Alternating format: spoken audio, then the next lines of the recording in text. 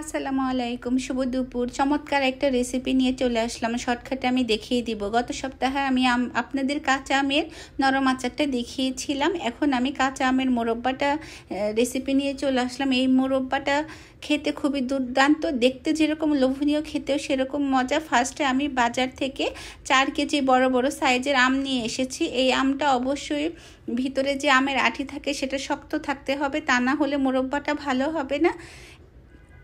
এবার আমার হেল্পিং হ্যান্ডের সাহায্যে আমি একটি আম 4টি করে টুকরা করে সুন্দর করে কেটে পরিষ্কার করে ধুয়ে নিয়েছি। এবার চলুন একটু শর্টকাটে দেখিয়ে দিই। এখানে আমি আমগুলো পরিষ্কার করে ধুয়ে আমার হেল্পিং হ্যান্ড বেশ পরিমাণ চুন দিয়ে, চুন বলতে আমি বোঝাচ্ছি নর্মালি আমাদের দাদিরা পানের সাথে যে চুনটা খেত সেই চুন দিয়ে প্রায় 4-5 ঘন্টা, 7-8 ঘন্টা রাখলে বেশি ভালো হয়। আমটি ভিজিয়ে রাখবো এবং মাঝে মাঝে নেড়ে দিতে হবে।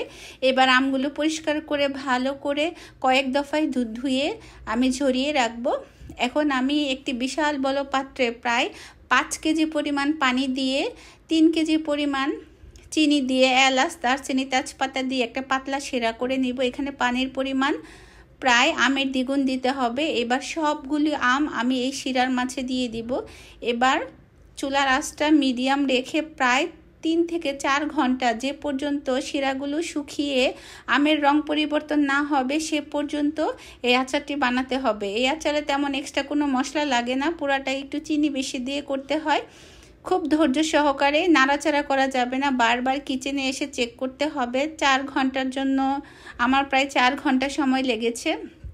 জাস্ট একটু পর পরে এসে চেক করা। এই যে আপনারা দেখতে পাচ্ছেন আস্তে আস্তে পানি কমে আসছে আর আচারের রং পরিবর্তন হচ্ছে। আর চুন দিয়ে কয়েক ঘন্টা ভিজিয়ে রাখার কারণ হলো, এই কাজটা না করলে আম সবগুলো গলে যেত। চুন দিয়ে আপনার কয়েক ঘন্টা সময়ান্তে সারা রাতও ভিজিয়ে রাখা যাবে, সারা রাত ভিজিয়ে সকালে আচার করা যাবে। এই যে আমার প্রায় 3.5 ঘন্টা পরে এখন আমি আঁচ একদম কমিয়ে দিব, তা না হলে চুলা পাতিলের নিচে লেগে যাবে। এখন মোটামুটি রং পরিবর্তন হয়ে এসেছে। এখন আঁচ কমিয়ে জাস্ট কালার হওয়ার অপেক্ষা। লাস্টের দিকে দেখবেন পুরো ম্যাজিকের মতো রং পরিবর্তন হয়ে একটি লালচে মোরব্বা ভাব চলে আসবে। আমার মোটামুটি হয়ে গিয়েছে। ঠান্ডা করে পরিবেশন করতে হবে।